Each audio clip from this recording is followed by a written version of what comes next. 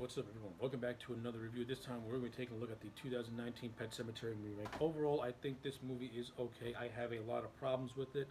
There are things this movie does that I enjoyed, and then there are things it does that I didn't like. I like the production value of this movie for the most part. I think this movie is co-directed, and I think both the directors did an okay job at creating a very dark atmosphere and pretty much giving this movie a more serious tone. That I like. I enjoyed the cast. I like Jason Clarke as Lewis, and I like Judd Crandall, and I like John Lithgow as Judd Crandall. I thought they were good in their roles. I like the actors who play Lewis's family. I buy them as being a real family as well. Uh, I like the relationships that this movie has, particularly with Ellie and Judd. I liked the whole grandfather dynamic that they were going with, but I also have a serious problem with it, and I'll talk about that when I get to my negative column. I thought for the most part this movie had decent scares, though there were moments where it relied too heavily on jump scares, particularly with a character from the original movie that I really liked and found legitimately creepy. This movie, to me, dumbed that shit down for a cheap gag that I don't appreciate. Uh, Another thing that I like about this movie is that I like the aesthetic. I like the sets. I like how it mostly takes place in the woods. I like the look of it. It looks very like in the daytime it looks beautiful, and then at night it looks legitimately creepy. I like the look of the pet cemetery itself. It has a creepiness to it. I like the look of the Micmac Indian burial ground. It has a creepy value to it. Oh, I think it looks much more intimidating in the original movie, to be honest with you. So yeah, those are my positives. My negatives. The cinematography in this movie is no good.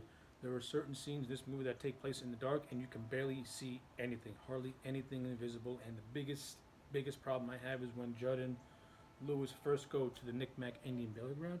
You can barely see anything that happens in that scene. It's shot so dark, you literally have to squint to see just two outlines of a figure doing something. I don't like that stuff. And then you have the entire climax, which is shot entirely in the dark, and you can barely see anything as well. Didn't care for that. Now, I said that I liked the relationship between Judd and Ellie. Now, here's the reason why I don't like it. The reason why I don't like the relationship with Judd and Ellie is because the movie pretty much telegraphs from the second these two meet that something bad is going to happen to Ellie. Judd really tries to hammer at the point that Ellie was the first person to touch his heart since his wife passed away. And this movie try this movie really overexposes the Ellie character a lot, which is something that I don't like. Because you're pretty much telling me that yeah, she's gonna die, she's gonna die, she's gonna die. It got to the point where I just wanted you to die so you could stop putting this figure up as a like she's a godforsaken saint. I mean, damn. In the original movie, both the children had equal amount of screen time, and when Gage died in the original movie, it legitimately came out of nowhere, like something you were not expecting. In this movie, you are expecting Ellie to get hit by the truck, and how they handle that, I think is extremely sloppy. But I'll get to that in a second. Another thing that I don't like about this movie is that I never once, for 1 second, thought Louis Creed fully grasped or understood what his actions were doing. That he never really understood the consequences that came from his actions. In the original movie, I had a sense that he understood what his actions and consequences were going to be. He just chose to ignore them. In this movie, I just think the man's completely oblivious as to what he's doing.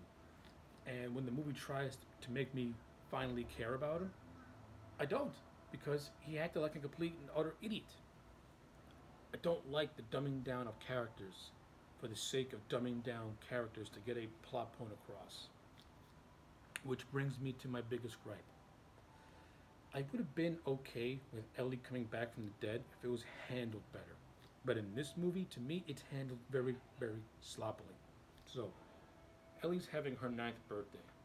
She sees Church on the road. Church had been resurrected earlier in the movie, but Church was also acting different as it attacked Ellie, and Ellie did want nothing to do with the cat.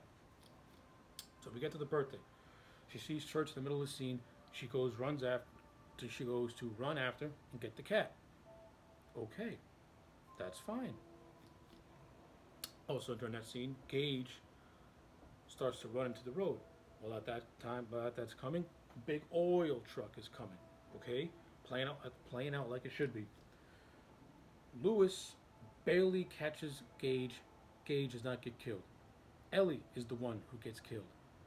And Ellie, the entire time, was sitting down in the middle of the street playing with her cat. The reason why I find this stupid, what 9-year-old child would who knows right from wrong can carry on conversations with adults would not pick up the cat and walk it to the sidewalk? Why would you play in the middle of the street like a complete and utter idiot? This movie made had to dumb down Ellie just to do a stupid twist, and I hate the twist. To me, it doesn't work because it's contrived and dumb how they got to it. You literally dumbed down Ellie to get a twist. I would have been more open to it if, as Ellie was walking back to the sidewalk, the truck swerved by hitting a bump or something. The driver lost control and smacked into Ellie. But no, what happened was the truck swerved after it missed Gage, and then it hit Ellie, who was still sitting down in the middle of the street. So no matter how you spin it, Ellie was dumbed down to look to me to be an idiot to just to get killed off. And then when she comes back as the undead, I didn't find her scary. I didn't find her intimidating. I didn't find her creepy. I found her to be just blood. That's it. She was blood. She wasn't scary. She wasn't creepy. She was nothing. Her death to me fell flat on its face when you put logic and sense to it because it made no sense.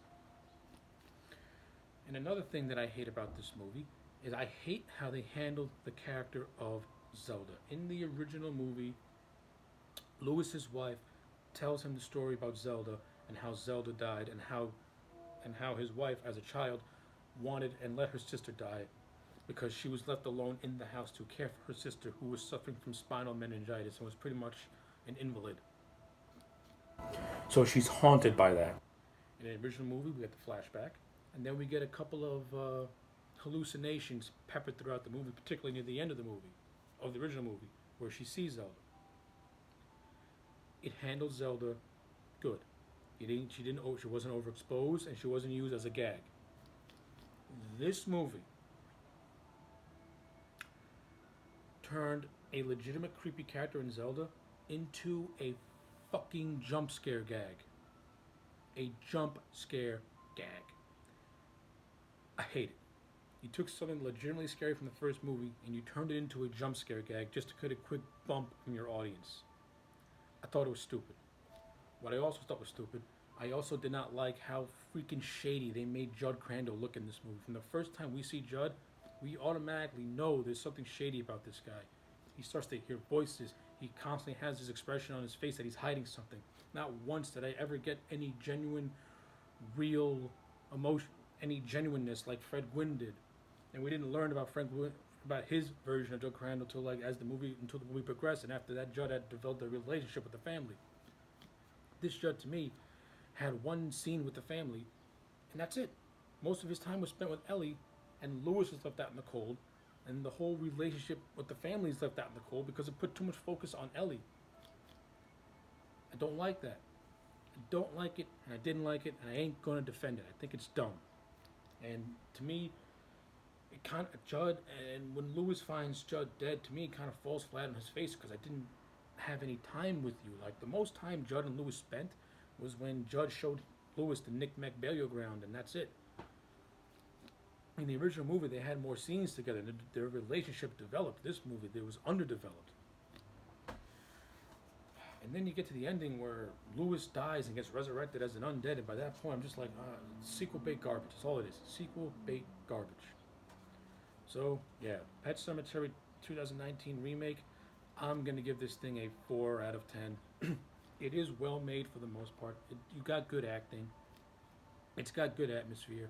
But this movie has got way too many problems I just did not like. It made too many unnecessary changes. And not only that, it made changes that didn't even make any sense in the long run. So yeah, 4 out of 10 for Pet Sematary. If you like this remake, more power to you. If you did not like this remake, let me know in the comment section down below. And if you did like this remake, also let me know in the comment section down below. Also, I will provide the link from my original Pet Cemetery movie review in both the description box and in the comment section down below as well. Anyway, like the video and subscribe, and I'll check you back next time for more.